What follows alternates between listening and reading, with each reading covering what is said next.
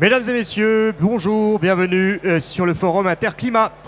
Pour cette conférence, nous aurons 4 personnes sur scène afin d'exposer le thème de tout savoir sur les pompes à chaleur en logement collectif. Pour cela, nous avons sur scène François Deroche qui est président de l'AFPAC.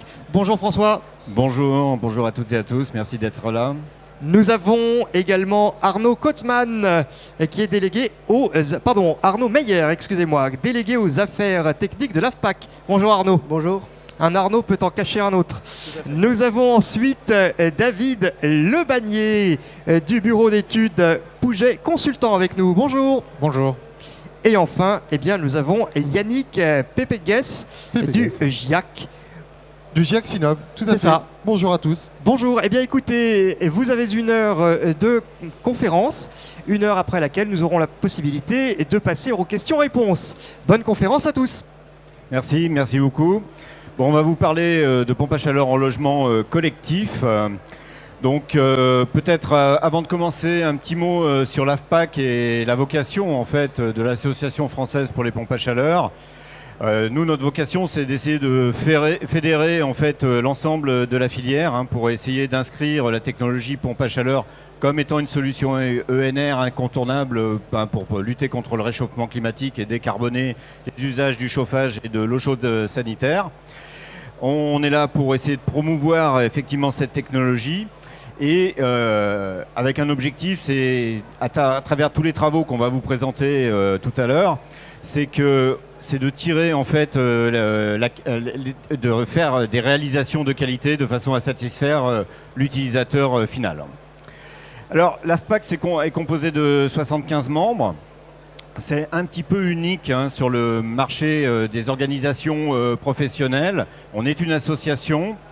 Et on va retrouver au sein de nos membres des énergéticiens, des industriels, des bureaux d'études comme David ou Yannick, mais également des centres de formation et toutes les organisations professionnelles de la filière. Donc c'est ce qui fait un petit peu l'unicité de l'association, c'est que dans les organisations professionnelles, on va avoir les installateurs, les distributeurs, mais également les mainteneurs, et on a également des relations aussi avec les organisations qui défendent les consommateurs. Donc vous voyez, on essaye de balayer large sur le spectre de la chaîne de valeur de la pompe à chaleur. Tout ça dans un seul but, d'essayer d'avoir des installations de qualité qui vont rendre satisfaction à l'utilisateur. Alors, si on reprend quelques éléments de contexte, l'AFPAC a été sollicité par les pouvoirs publics pour participer aux travaux de la SFEC. Donc la SFEC, c'est la stratégie française énergie carbone. Et dans la SFEC, en fait, il y a la programmation pluriannuelle de l'énergie qui est révisée tous les 3 ans. Et donc on fait des travaux prospectifs sur le déploiement des pompes à chaleur à 2030, 2050. Voilà, essayer de voir un peu quel sera le devenir de cette technologie-là et d'aller également la segmenter et de voir l'évolution que ça va pouvoir apporter sur le segment du collectif, le segment du tertiaire et voire même de l'industrie. Donc ici, sur ce petit graphique, on vous présente en fait les potentialités d'ENR réalisées par les différentes technologies de pompe à chaleur, qu'elles soient donc géothermiques, aérothermiques ou autres ENR. Donc on voit qu'en 2030, la pompe à chaleur sera le premier contributeur d'énergie renouvelable. Donc là, vous avez un exemple de la prospective que nous avons réalisée en rénovation. Donc, alors évidemment, là, on a mis le focus uniquement sur le centralisé, mais on a les mêmes graphiques en fait sur la maison individuelle, sur le tertiaire, neuf et réno. Tout est vraiment décomposé, segmenté, et vous pourrez retrouver ces informations-là sur le site de l'AFPAC. Et donc, vous voyez la part de marché des différentes technologies, qu'elles soient RR, RO, OO, sur les années à venir. Donc même si on a un petit accident de parcours cette année, vous avez peut-être entendu parler, hier on a présenté les chiffres en fait de la pompe à chaleur. On a un petit accident de parcours parce qu'il y a une petite récession sur ces systèmes-là. On reste quand même très optimiste et convaincu que la pompe à chaleur, c'est l'outil qui va permettre d'accélérer la décarbonation des usages du chauffage et de sortir de la dépendance aux énergies fossiles. En off, on a également un retour d'expérience intéressant sur le RETEX de la RE20 2020 qui a été réalisé par l'ADEME. Et on voit que déjà 35% des logements sont déjà équipés de pompes à chaleur en logement collectif. Donc fort de ça, à travers la commission logement collectif, donc on a créé un groupe de travail au sein de l'AFPAC pour réfléchir à comment mieux intégrer en fait ces équipements dans le logement collectif, et c'est l'objet de notre conférence. Et on va aborder donc les problématiques de dimensionnement en chauffage, mais également en eau chaude sanitaire, mais également d'intégration, parce qu'il faut penser également à l'intégration acoustique, et c'est pour ça qu'on s'appuie sur l'expertise de nos membres pour vous présenter tous ces travaux. Je crois que j'en ai terminé. Ou tu veux rajouter quelque chose, David? Non, c'est bon. Eh ben, je te laisse la parole. Merci. L'une des premières actions du groupe de travail, ça a été de faire un guide, vous le voyez en haut à droite, qui répertorie l'ensemble des solutions de pompe à chaleur qui sont mobilisables dans le logement collectif. Je ne vais pas toutes vous les présenter, je vais vous en présenter quelques-unes.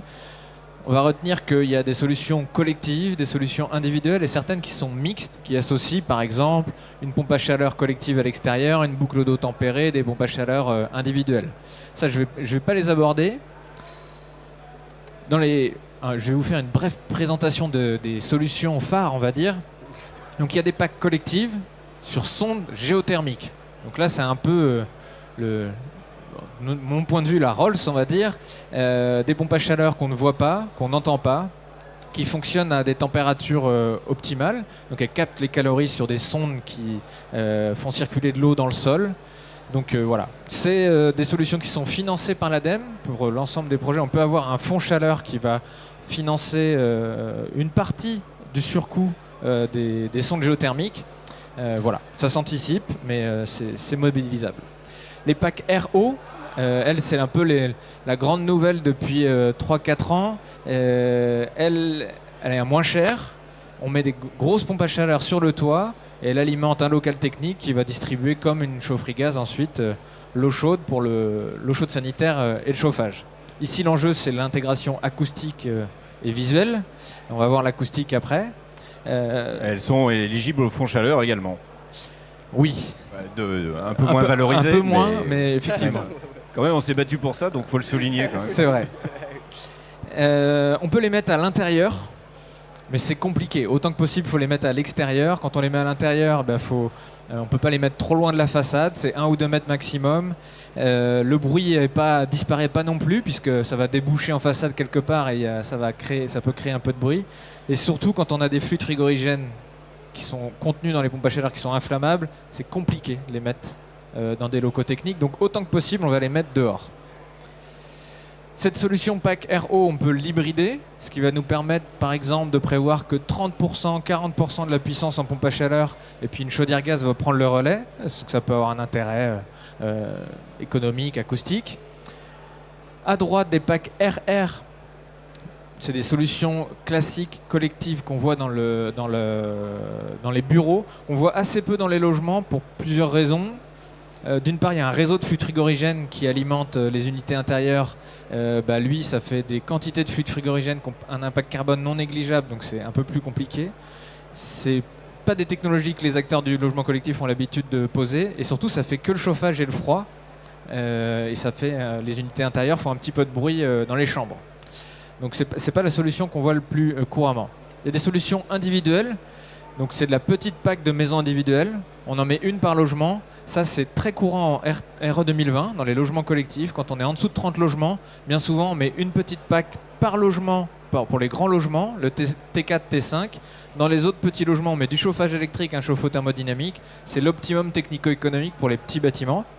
Il y a certaines solutions même qui n'ont pas d'unité extérieure, c'est un seul monobloc plugué en façade. Et là, c'est un peu plus disruptif, c'est une pompe à chaleur sur l'air extrait sans unité extérieure. Donc ça n'a pas des puissances énormes, c'est pour du logement rénové de manière globale ou du logement neuf. Ça passe de justesse l'Aéro 2020, et donc là, on capte l'air vicié des pièces humides, on puise les calories et on la rejette à l'extérieur, donc il faut prévoir un trou en façade. Il y a des chauffe-eau thermodynamiques. Donc là, c'est des petites pompes à chaleur qui ne font que l'eau chaude sanitaire. Soit le chauffe-eau thermodynamique, il puise les calories sur l'air extrait, il est en duo avec la ventilation collective. Soit il est connecté à la façade, connecté à la toiture pour avoir un aller puiser de l'air et rejeter l'air refroidi. Voilà. L'enjeu de ça, c'est que ça fait que l'eau chaude sanitaire. Et des solutions un peu plus novatrices. À gauche, c'est une pompe à chaleur monobloc sans unité extérieure qui est connectée par des conduits collectifs. Donc c'est des conduits communs à plusieurs pompes à chaleur individuelles.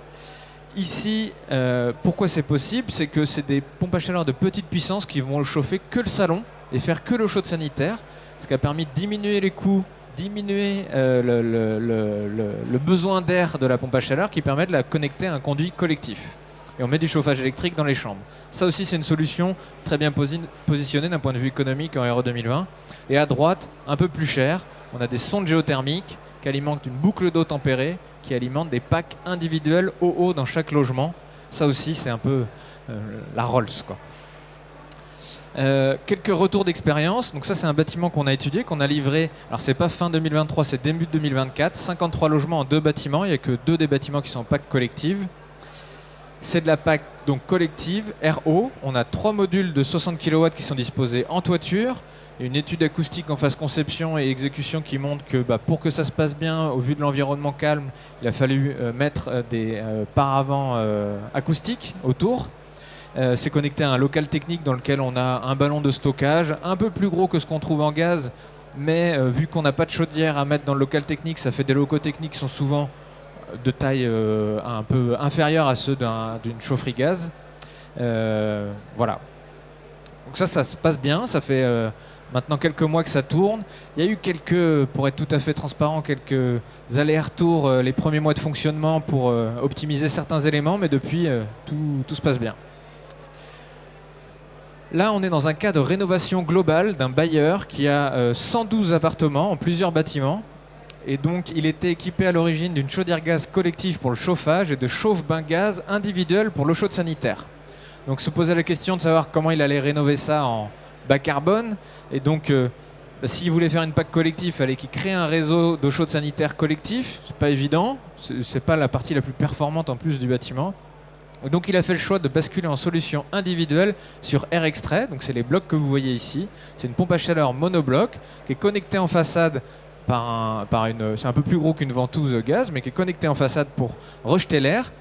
L'enjeu ici, c'est qu'elle va puiser les calories sur l'air extrait. Donc ça veut dire qu'il y a un réseau de gaines qui va dans les salles de bain, dans les cuisines, par un jeu de faux plafonds pour extraire l'air vicié et avant de le rejeter dehors, puiser les calories. Donc là, ça marche uniquement en rénovation globale. On a des puissances de chauffage qui sont limitées.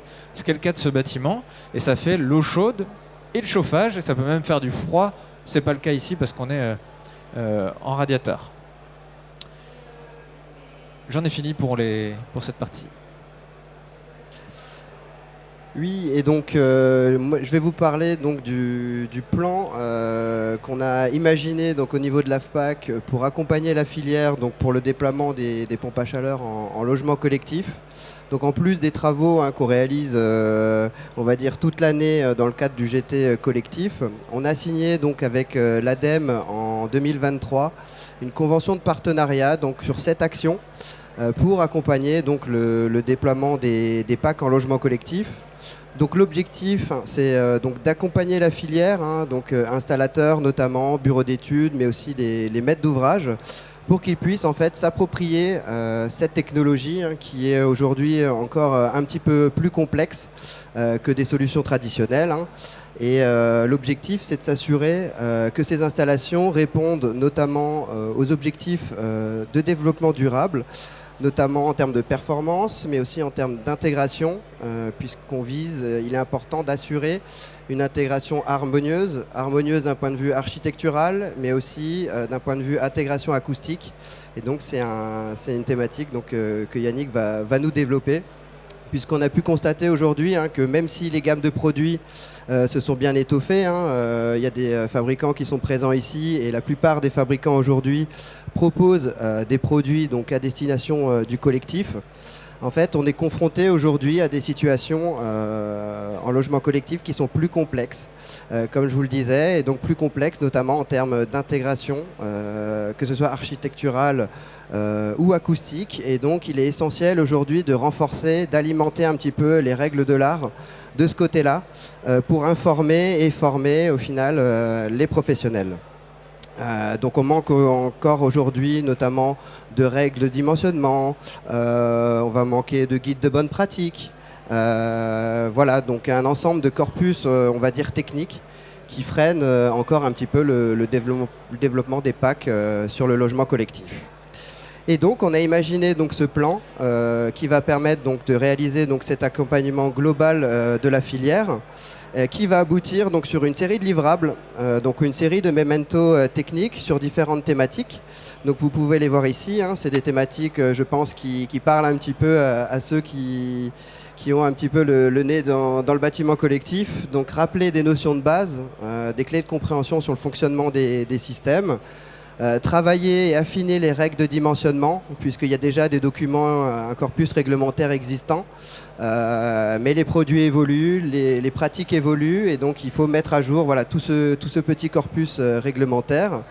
Le raccordement électrique, qui pose beaucoup de questions, et on aura déjà donc des petites clés que David va nous donner sur la thématique. Et puis, comme je vous disais, l'intégration, hein, que ce soit l'intégration acoustique, très importante, donc apporter voilà, des notions d'acoustique aux professionnels. L'intégration architecturale, puisque aujourd'hui, voilà, on a un ensemble de règles, PLU, COS, etc. Il faut s'assurer que ces installations soient compatibles et respectent les différentes règles d'urbanisme ou architecturales. Et puis, on va dans un deuxième temps s'intéresser à la qualité des installations. Donc qualité des installations, donc ça va être voilà, plusieurs réflexions autour de la maîtrise de la qualité et de la performance qu'on va donc réaliser, donc publier dans le cadre de ce plan. Et donc là vous vous dites, si vous avez bien suivi, il a dit 7 actions, mais je vois que 6 bullet points et 6 tomes. Et donc bien sûr, réaliser tous ces guides, ça sert à rien si on ne communique pas. Et donc c'est pour ça que vous voyez ce petit logo là, qui est donc le CEPAC, donc qui est le centre d'expertise pour les pompes à chaleur, qui est en fait un espace dédié qui sera donc sur notre nouvelle version de site internet, donc qui sera publié d'ici à janvier 2025. Et donc sur cet espace, vous retrouverez l'ensemble des productions, que ce soit des fiches, les guides, mais aussi des retours d'expérience, parce qu'aujourd'hui, c'est très important, donc David l'a montré, très important de présenter des cas concrets, de montrer qu'aujourd'hui on a des projets, que c'est des projets qui marchent, c'est des projets qui sont rentables, et donc on va produire un certain nombre voilà, de fiches qui seront en libre accès et qui permettront aux décideurs voilà, de voir toute la diversité de solutions qu'on a sur le collectif, mais aussi d'être rassurés sur le côté performance et rentabilité de tous ces projets. Mais je vais vous laisser donc plus concrètement, du coup on va passer à 2 premières productions. Donc on voulait vous présenter aujourd'hui, vous faire la primeur de vous présenter 2 productions donc, qui vont sortir prochainement, donc les 2 premiers guides qui ont été réalisés, donc, avec l'appui donc, de Yannick Pépeguès, donc du GIAC. Donc le GIAC, c'est les ingénieurs acousticiens. Oui, je peux en parler. C'est le syndicat des ingénieurs acousticiens de France, indépendant. On insiste sur le côté indépendant. Et du coup, on fait partie de la fédération Sinov. Donc ça regroupe en gros 130 bureaux d'études en France acoustiques. Ça doit représenter 80-85% de ce qu'il existe comme bureau d'études en France. Et donc, et ensuite, donc, sur la problématique du raccordement électrique, donc un guide sur lequel on a eu la chance d'avoir une contribution active d'Enedis, qui va sortir également, et donc qui va être écrit par le bureau d'études donc Pouget Consultant, et donc David va nous présenter juste après. Donc je vous laisse, messieurs, nous parler de ces premières productions c'est parti. Qui sont très précieuses pour la filière. Je te laisse... Alors moi, juste pour rebondir sur ce que tu viens de dire Arnaud, le mot-clé c'est anticipation. Et d'ailleurs je pense que mon mot de conclusion, ça sera anticipation aussi sur l'acoustique. Donc vu le déploiement des PAC dans le logement collectif futur, à venir, etc., il est primordial d'impliquer le confort sonore des occupants et des voisins au tout début du projet. Donc le GIAC a constitué un groupe de travail avec certains consoeurs et confrères qui sont parmi nous pour travailler justement sur un guide, un outil, et plutôt un outil d'aide à la décision. Ça ne remplacera jamais une étude acoustique, ça ne sera pas aussi fin, mais par contre ça peut au préalable, pour les AMO, les bureaux d'études de fluides, voire même des fois les installateurs, ça peut leur donner quand même des guides, savoir est-ce que mon équipement va plus ou moins poser de problème, et s'il pose problème, qu'est-ce qu'on a comme solution en face. Donc on a essayé de rester simple sur un sujet qui n'est pas tant que ça. Et je te propose, s'il te plaît, de m'envoyer le deuxième slide. Donc d'où provient le bruit sur une PAC et comment est-il perçu? Alors je crois que d'abord on peut situer qu'une PAC, elle se caractérise par une puissance acoustique.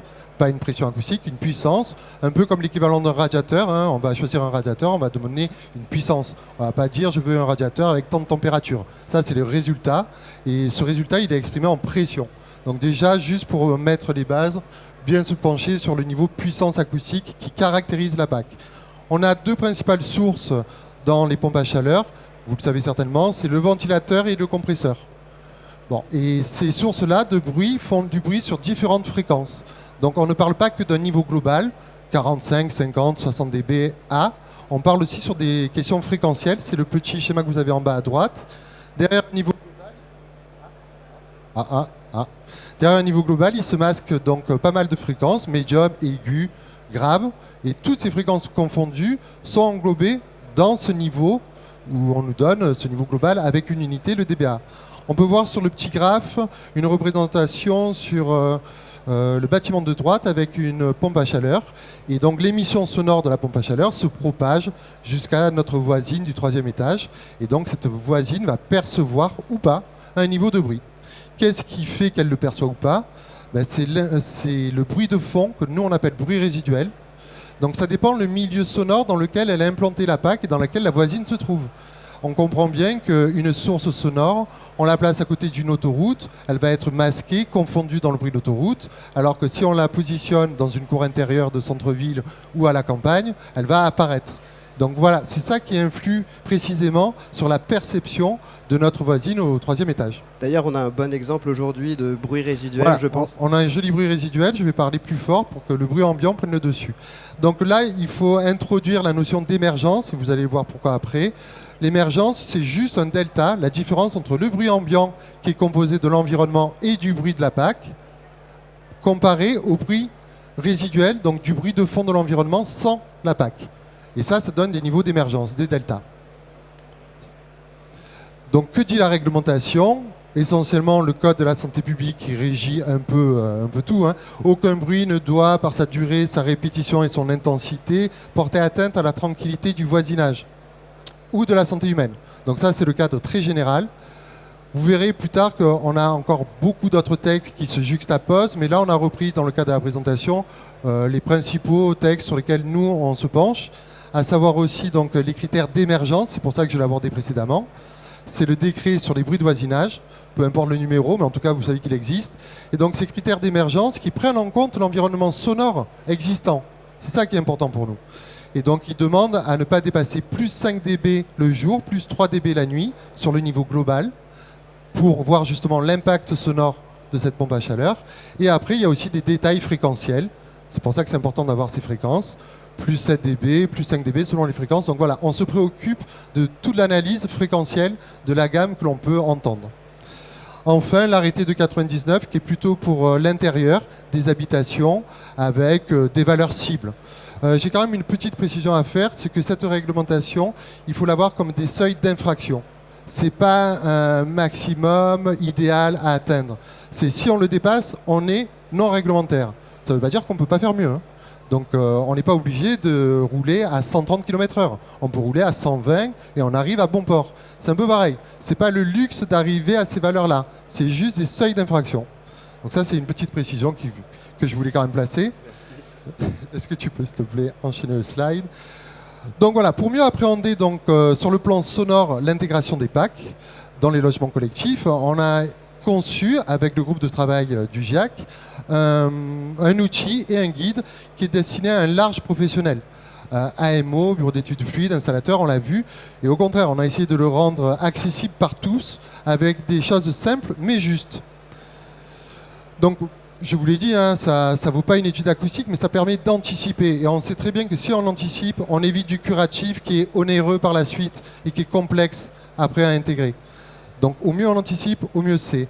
Cet outil permet d'évaluer très simplement et rapidement l'impact acoustique d'une PAC selon 3 critères très simples. La puissance acoustique, on l'a vu, la distance avec la réception, notre voisine du 3e étage tout à l'heure, et le niveau résiduel qui est le niveau de bruit de fond. Donc en fait, vous allez accéder à cet outil, vous allez rentrer ces 3 données, et une fois ces données renseignées, vous allez atterrir sur un histogramme qui est interactif, que vous pouvez voir en haut au milieu. Donc cette colonne, qui est en 3D, sur laquelle vous pouvez obtenir, par un code de couleur, une situation et un niveau de criticité. Donc ce niveau de criticité, en fait, il s'évalue avec un code de couleur, comme je l'ai dit. Vous le voyez à gauche, du vert, situation peu contraignante, au noir, situation critique, en passant par jaune, orange, rouge, avec différents traitements plus ou moins lourds. Et donc ça, vraiment, ça a le but aussi à l'AMO, le Bureau d'études fluides en conception, d'appréhender ça au début. Donc une fois qu'on a rentré ces données, on peut ou les rentrer à la main ou après glisser avec un curseur. Vous sélectionnerez la surface que vous voulez bouger et vous allez voir si c'est rouge, orange, vert. Et ça va déjà vous pré-mâcher si c'est critique ou pas comme situation. Il y aura des options complémentaires en ajoutant plusieurs packs identiques, en voyant si c'est derrière un écran. Donc il y aura des choses un peu complémentaires, mais ça reste quand même un outil simple pour permettre justement cette anticipation. Donc vous pourrez anticiper différentes configurations, des packs en cascade, on en parlait tout à l'heure avec David, ou des conditions d'implantation. On n'a pas eu le temps là, on n'a qu'un quart d'heure pour vous résumer un dossier qui est lourd, quoi. Mais les conditions d'implantation, c'est aussi sur le bas. Ah oh. Et c'est aussi savoir si c'est dans un angle, si c'est posé comme sur un sol. Donc voilà, c'est des informations qui sont juste à cocher, mais par contre ça transforme le résultat acoustique que vous pouvez voir sur l'histogramme. Donc voilà, c'est à considérer comme un outil d'aide à la décision. Et donc ce sera effectivement donc un outil donc, qui sera aussi disponible donc, sur notre espace dédié, donc le CEPAC, en plus du coup d'un guide qui vous permettra de bien justement vous approprier l'outil et de bien comprendre les notions justement qui sont en jeu dans le cadre de cet outil. Alors il m'a un peu spoilé les choses parce que ça sera accompagné d'un tuto vidéo et aussi d'un guide d'utilisation, etc. Donc vraiment pour essayer de rendre praticable et facile pour s'approprier cet outil. Prochain slide, s'il te plaît. Et donc Yannick, d'ailleurs, on voit ici des situations justement oui. Plutôt rouge, plutôt orange. Enfin là, on a même une situation en noir. Du coup, dans ces situations-là, est-ce que c'est perdu ou est-ce qu'on a Alors, c'est jamais perdu si on anticipe. Hein, c'est le maître mot de toute façon. Dans les différentes solutions de traitement, vous les connaissez sans doute, on a les classiques silencieux, grilles acoustiques avec différentes performances sur les différentes fréquences, des écrans acoustiques, peut-être des panneaux sandwich et bardage, etc. Et puis après, on a un peu le mix de ces deux technos qui font des encoffrements ou voire même un local technique. Et donc, on va essayer, selon les objectifs, selon l'environnement sonore, selon le niveau de la source sonore, de dimensionner ça au mieux. Et après, on a tout ce qui est aussi désolidarisation vibratoire, qu'on n'a pas le temps d'aborder. On pourra aussi adapter les puissances de la PAC, mettre sur des horloges. Donc, si c'est anticipé, il y a des solutions. Et bien sûr, au plus tôt on s'y met, c'est pour ça que le guide et l'outil sont proposés, au plus tôt on peut appréhender ça. Et là-dessus, encore une fois, tu abordais avant la question du fréquentiel. Pour pouvoir dimensionner au mieux ces solutions-là, c'est important, effectivement, pour les bureaux d'études d'avoir la dichotomie en fréquentiel, puisque derrière, ça va guider des choix de matériaux, des choix de technologie, puisque voilà, on a des matériaux qui sont plus ou moins efficaces et des solutions plus ou moins efficaces en fonction de certaines gammes de fréquences. Et du coup, faire appel notamment à un bureau d'études acoustiques à ce niveau-là pour pouvoir mettre en place des solutions de traitement, c'est un point essentiel. Et d'ailleurs, je rebondis sur quelque chose que j'ai oublié, c'est que vous avez vu ce code de couleur qui évalue la criticité en fait, de la situation, sera à mettre en parallèle avec des fiches de solutions type. Donc vous aurez une fiche solution type orange, une fiche solution type jaune. Et donc ça donne un peu les grandes familles de solutions, pareil, pour vous permettre d'anticiper ça dès la conception et éviter du curatif coûteux, voire des fois infaisable, parce que des fois on n'a juste pas la place, pas l'encombrement disponible.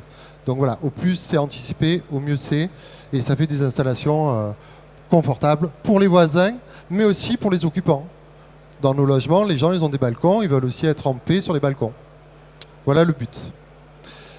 On peut conclure. Et donc on va pas s'arrêter là en termes de collaboration, Exactement. puisque effectivement on n'est pas allé chercher des bureaux d'études acousticiens pour rien. Je pense que c'est le début, d'une belle collaboration, effectivement, voilà, disons-le, une belle aventure.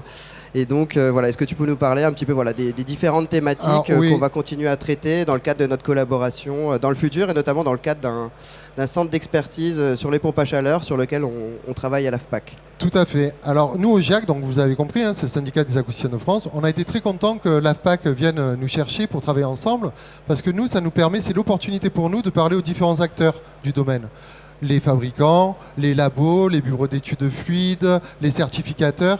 Et du coup, ça nous permet aussi d'échanger avec eux, de voir leurs problématiques, un peu de montrer aussi les nôtres et essayer de travailler ensemble sur plusieurs missions qui vous sont présentées rapidement là sur le slide. Mais les industriels, ça va être de les accompagner pour harmoniser les fiches techniques. Les bureaux d'études techniques, c'est un peu l'objet du guide et de l'outil, c'est justement anticiper tout ça. Les installateurs, ça va être aussi des formations ou de l'information sur les bonnes pratiques pour éviter que derrière ils aient des soucis.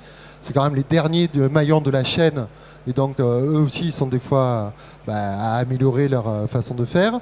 Les certificateurs et les laboratoires comme le CETIAT ou d'autres avec qui on essaye d'échanger sur les problématiques de basse fréquence, sur les problématiques de mode de dégivrage, voilà, des choses que nous on a un peu situées comme à améliorer. Et donc, vous voyez qu'on a encore un panel de collaborations futures qui, j'espère, seront prometteuses. C'est ça. On n'a pas fini de vous parler d'acoustique, en tout cas. C'est que le début. Alors, je ne sais pas si déjà à ce niveau-là, il y a des questions, peut-être sur la partie acoustique. Oui. Je vais prendre un micro et puis passer un peu premier temps de questions-réponses sur ce volet acoustique que vous avez abordé à travers vos 4 présentations. Y a-t-il des questions dans le public? Oui.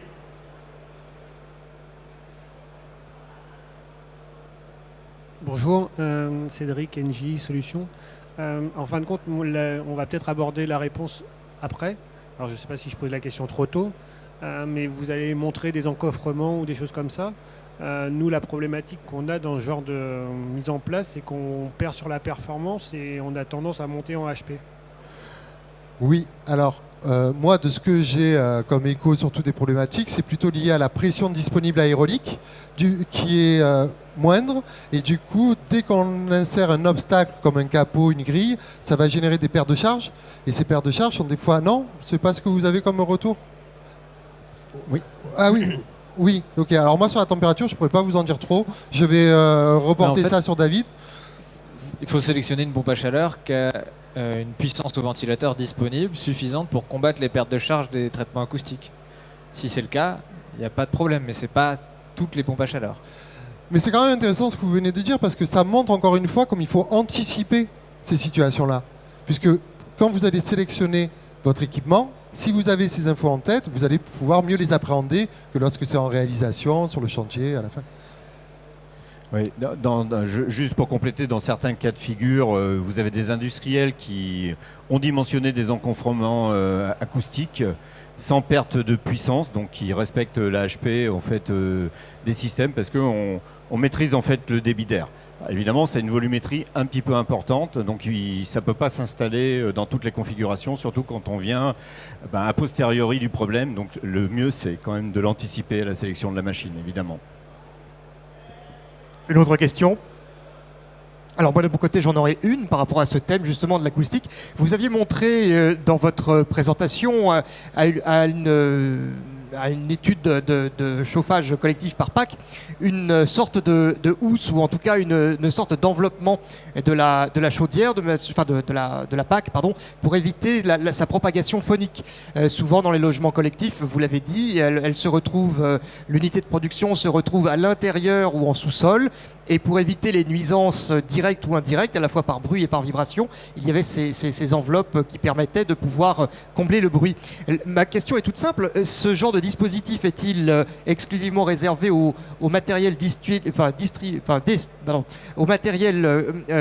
destiné à l'usage collectif, ou y a-t-il ce même usage ou ce même procédé pour réduire le bruit ou l'impact sonore à l'intérieur de packs qui soient, j'allais dire, individuels?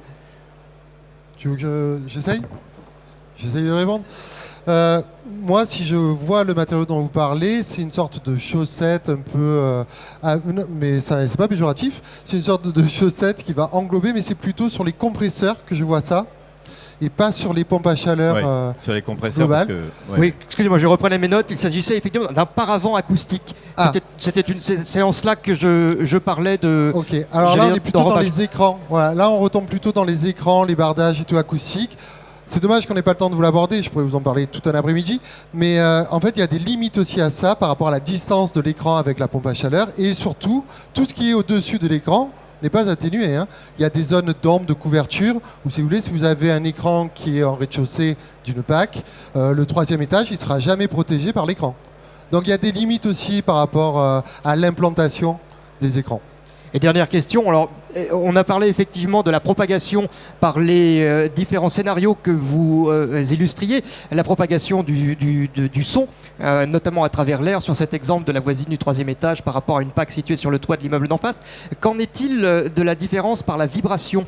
On sait justement que dans l'usage collectif, cela va dépendre également de l'emplacement sur lequel on est. L'air, semble-t-il, est plus conductible pour le son que les vibrations, mais qu'en est-il de cet impact vibratoire? Alors les vibrations, c'est un gros sujet, vous avez raison de le préciser, qu'on n'a pas eu le temps d'aborder.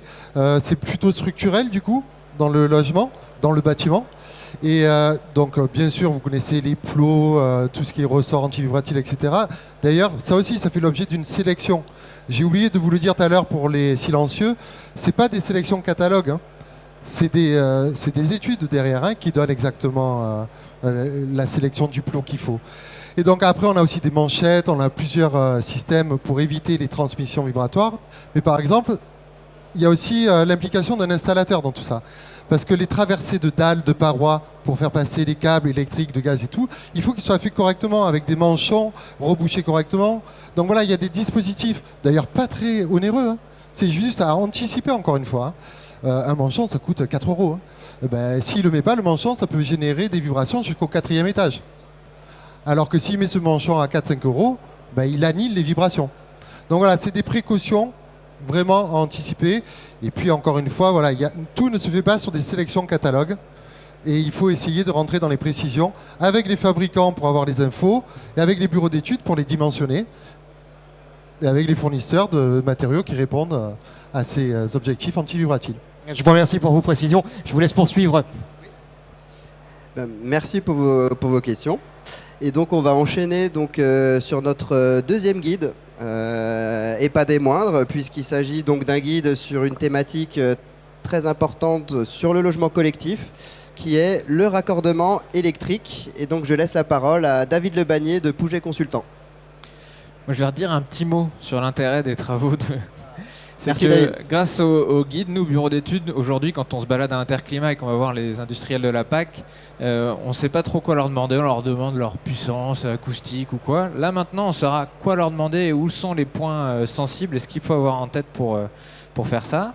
Et de la même manière que pour le raccordement électrique, en phase audit, par exemple, on audite une copropriété, on ne missionne pas un acousticien au moment de l'audit. Et cet outil va nous permettre au moment de l'audit, au moins de savoir est-ce qu'on est dans le rouge ou pas, est-ce que c'est faisable, est-ce qu'on va devoir hybrider ou non. Voilà, ça va nous donner des clés pour très en amont prendre des décisions. Et autant que possible, il faut missionner dès la phase conception un acousticien, parce que découvrir les séquelles en phase d'exécution, quand c'est l'entreprise qui s'y met, eh ben, s'il faut encoffrer la PAC et que moi j'ai prévu une PAC au propane et que c'est un fluide inflammable, qu'on n'a pas le droit de l'encoffrer, enfin bref, c'est des complications à n'en plus finir. Donc raccordement électrique, c'était pour nous un peu mystique. Je ne dirais pas que ça l'est plus complètement, mais voilà, aujourd'hui on audite pareil, on ne savait pas quoi dire en acoustique, on ne savait pas quoi dire en termes de raccordement, donc souvent on regardait la puissance électrique qu'il y avait dans la chaufferie, puis on essayait de faire en sorte que la PAC elle colle avec la puissance disponible, ce qui faisait pas grand chose. Donc là le but de ce guide, on a passé beaucoup de temps avec Enedis pour essayer de déjà se faire du vocabulaire du base. Il y a déjà des guides Enedis avec du vocabulaire, mais c'est des trucs très pointus. Là, on a essayé de simplifier pour que ce soit accessible à des bureaux d'études fluides comme nous et qu'on ait tous les mêmes langages, qu'on puisse interagir même avec Enedis. Parce qu'au début, pour moi, c'était compliqué parce que quand je disais raccordement, ça ne voulait pas dire la même chose pour eux. Donc voilà, là, on aura le même langage. On va voir les différentes typologies de raccordement électrique qui sont possibles, des ordres de grandeur de coût, les incidences techniques et autres. Et puis une méthode, même si vous allez voir qu'elle ne va pas donner toutes les réponses, pour, pareil, en phase audit, savoir un petit peu où on met les pieds, quelles sont les conséquences plausibles en termes économiques et techniques. Et puis des applications sur des bâtiments types. Donc déjà quelques notions pour les quelques éléments que je vais présenter. C'est qu'on ne parle pas en kilowatts quand on est en électricité, mais en kVA. Les kVA, la puissance en kVA est jamais du même ordre de grandeur. Et 100 kVA, c'est quoi? C'est 50 logements rénovés en BBC ou en 100% PAC. C'est-à-dire que la PAC fait tout, ECS et chauffage. Ou c'est 120 logements BBC en hybride gaz. Voilà, pour donner quelques ordres de grandeur, parce que vous allez voir, à chaque fois, il va y avoir des paliers techniques en fonction de la puissance de la PAC qu'on installe. Ensuite, je vais vous afficher des coûts. C'est des coûts qui seront réfactés. C'est-à-dire qu'il n'y a que 60% des coûts que je vais afficher qui sont à la charge du maître d'ouvrage, il y a 40% qui est à la charge d'Enedis. Ensuite, c'est des enveloppes, c'est pour donner des ordres de grandeur, ça n'a rien d'engageant. Le seul truc qui engage Enedis sur les incidences techniques et économiques, c'est un devis qu'on fait en phase d'exécution. On leur fait une demande de raccordement et là, ils vont vous dire très concrètement combien ça coûte et quelles sont les incidences techniques. Là, nous, c'est juste pour donner des ordres de grandeur. Et je vais parler de puissance de raccordement. La puissance de raccordement, elle est différente de la puissance d'abonnement que peut avoir un site. Ça va être la puissance techniquement admissible par les câbles qui sont en place. Parfois, on peut trouver un bâtiment qui a un abonnement de 36 kVA, mais dans son histoire, il avait eu besoin de plus de puissance et il a un raccordement qui a une capacité de donner plus. Voilà. Je ne vais pas rentrer dans le détail, mais c'est juste pour que vous compreniez l'architecture. On a un transformateur tout en bas à gauche. Il y a des réseaux urbains. Ce réseau urbain, de temps en temps, il y a un piquage, c'est la liaison réseau du bâtiment, qui alimente un interrupteur, un coupe-circuit, un CPCC, un CCPC, et lui qui alimente une colonne avec des compteurs que vous voyez en vert, et puis un compteur pour la chaufferie.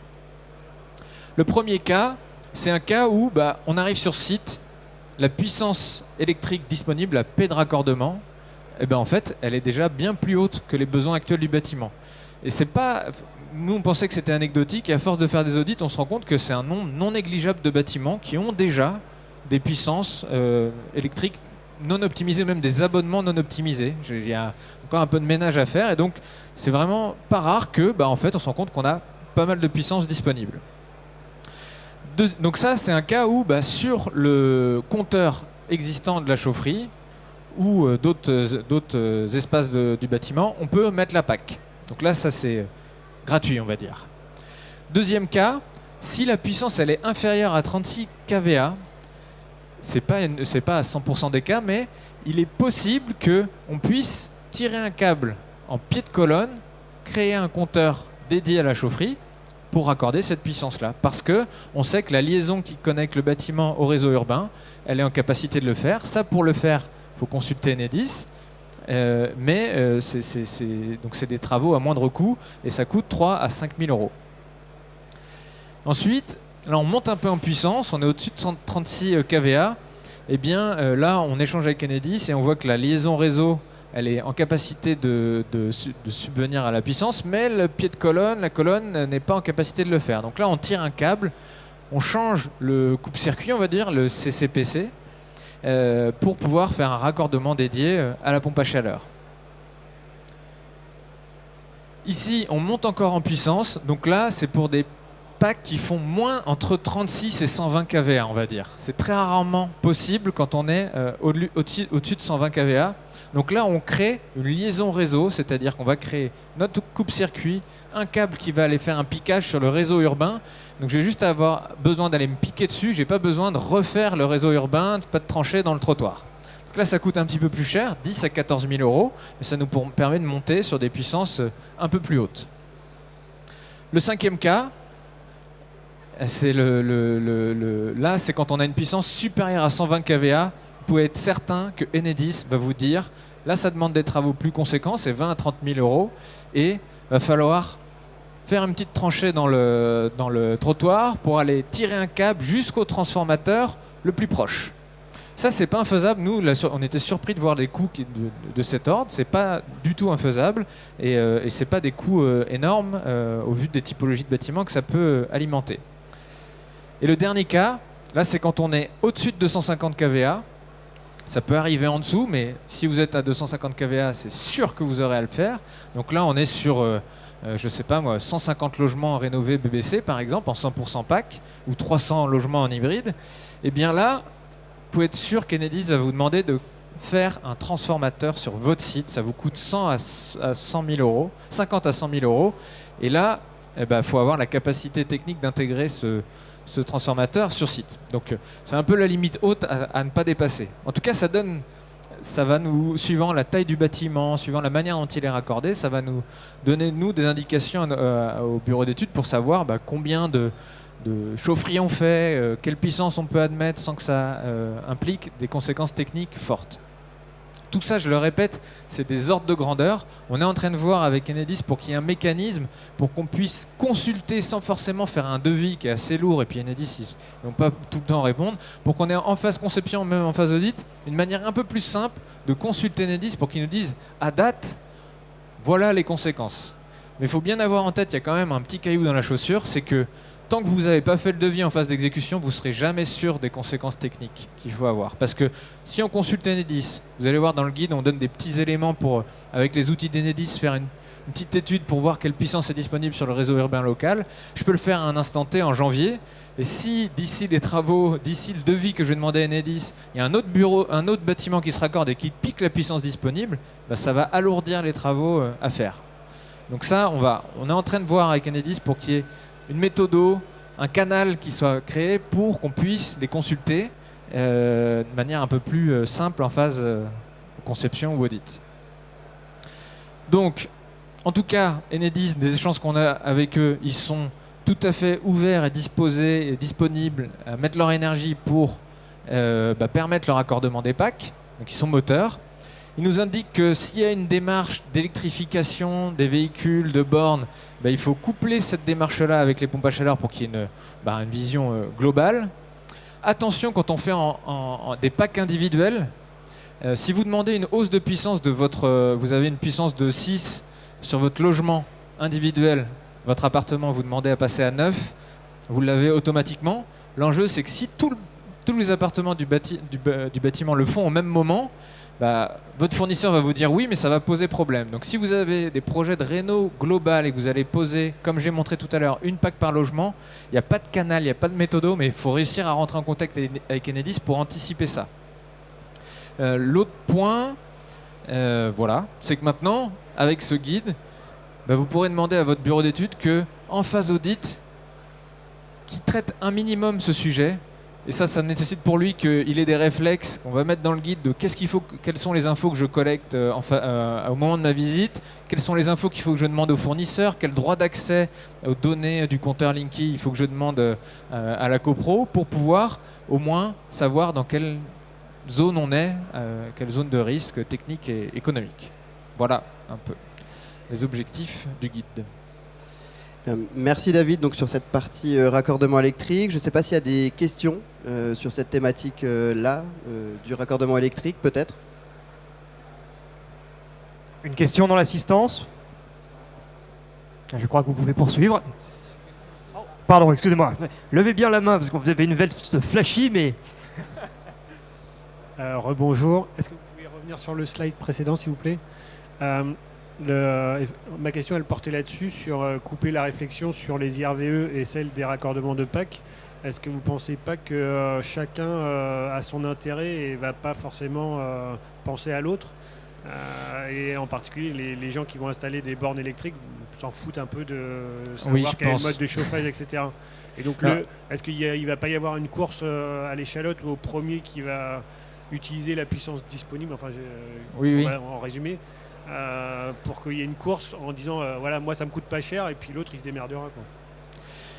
Moi, j'y connais rien en IRVE, mais j'ai l'impression qu'il y a plein de typologies d'acteurs qui ont des stratégies différentes. Donc, je pense que eux, ils vont faire cavalier seul. C'est plutôt pour des maîtres d'ouvrage, je sais pas, bailleurs ou autres, qui eux ont le loisir de penser ça de manière globale. Et peut-être pourquoi pas des copropriétés qui ont des projets comme ça. Peut-être qu'on peut faire patienter un peu l'IRVE pour faire l'audit. Je sais bien que c'est un vœu pieux, mais en tout cas, autant que possible, il faut essayer de coupler les deux. Puis il y a parfois des opérateurs qui vont vouloir leur branchement, leur compteur de manière indépendante. Et voilà.